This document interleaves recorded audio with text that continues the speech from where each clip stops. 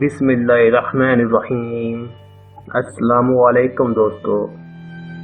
اللہ تعالیٰ پر بھروسے کی ایک کہانی۔ ایک عورت کہتی ہے کہ میرا خاوند کسی وجہ سے لمبی مدت کے لیے غائب ہو گیا۔ اس وقت میں ایک کم عمر بچی کی ماں بھی تھی، جبکہ میرا ضعیف العمر باپ بھی ہمارے ساتھ ہی رہتا تھا۔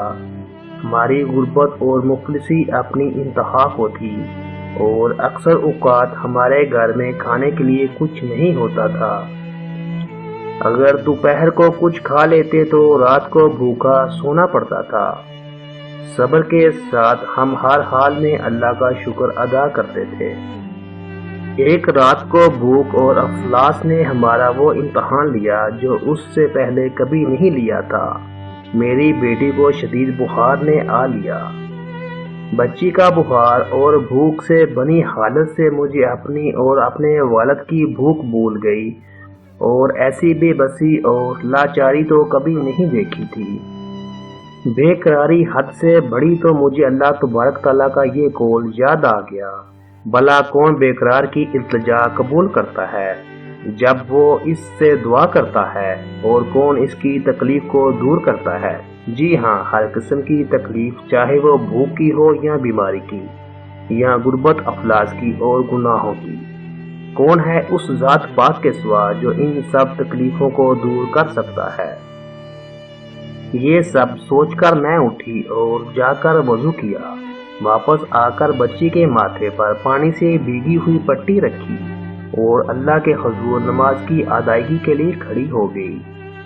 مختصر سی نماز پڑھنے کے بعد ہاتھ اٹھا کر بچی کے لیے دعا کی، اس کے ماتھے سے پٹی اتار کر دوبارہ پانی سے بھگو کر رکھی، اور یکے بار پھر نماز کے لیے کھڑی ہوگی۔ نماز کے بعد ایک بار پھر بارگاہ الہی میں دعا کے لیے ہاتھ اٹھائے، دعا سے فراغت پر پانی کی پٹی تبدیل کی اور دوبارہ نماز کے لیے کھڑی ہوگی، اور یہ عمل میں نے کئی بار کیا۔ جب میں یہ سب کچھ بار بار دہرا رہی تھی تو کسی نے دروازہ کھٹکھٹایا۔ اس حیرت کے ساتھ بھلا رات کے اس پہر کون ہو سکتا ہے؟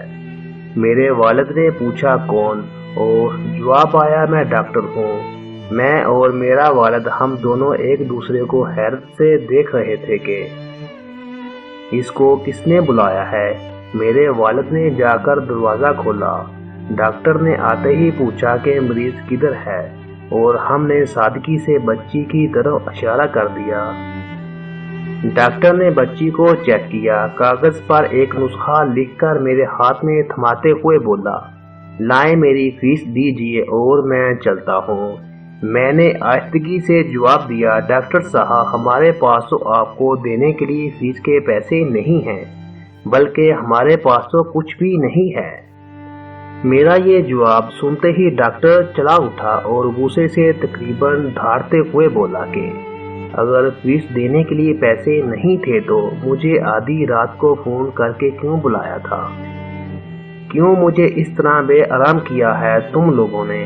ڈاکٹر کے منہ سے ٹیلی فون کا سن کر مجھے لگا کہ ڈاکٹر غلطی سے ہمارے گھر آ گیا ہے۔ میں نے ہمت کرتے ہوئے جواب دیا، ڈاکٹر صاحب ہم نے آپ کو ٹیلی فون کر کے نہیں بلایا، بلکہ ہمارے پاس تو ٹیلی فون ہی نہیں ہے۔ یہ سن کر ڈاکٹر نے مجھ سے پوچھا، اچھا تو کیا یہ فلاں شخص کا گھر نہیں ہے؟ میں نے کہا نہیں ڈاکٹر صاحب، فلاں صاحب ہمارے ہمسائے ہیں۔ یہ سن کر ڈاکٹر تھوڑا سا خاموش ہوا، اور پھر ہمارے گھر سے نکل کر ہمارے ہمسائے کے گھر چلا گیا، اور ہم خجلت اور شرمندگی سے خاموش بیٹھے رہے۔ تھوڑی دیر ہی گزری تھی کہ ڈاکٹر ایک بار پھر ہمارے گھر آ گیا۔ آنکھوں میں آنسو اور روندی ہوئی آواز میں بولا، اللہ کی قسم تمہارے گھر سے اس وقت تک نہیں جاؤں گا جب تک تمہارا پورا قصہ نہیں سن لوں گا۔ اور میں نے ڈاکٹر کو اپنا پورا قصہ سنا ڈالا کہ کس طرح میں بچی کے ماتھے پر پانی کی پٹیاں رکھ رہی تھی اور اللہ کے حضور دعا بھی مانگ رہی تھی۔ ڈاکٹر جلدی سے اٹھ کر باہر چلا گیا، اور کچھ دیر کے بعد ہمارے لیے رات کا کھانا اور بچی کے دعائیں اور کچھ گھریلو ضروریات کے سامان کے ساتھ لوٹا۔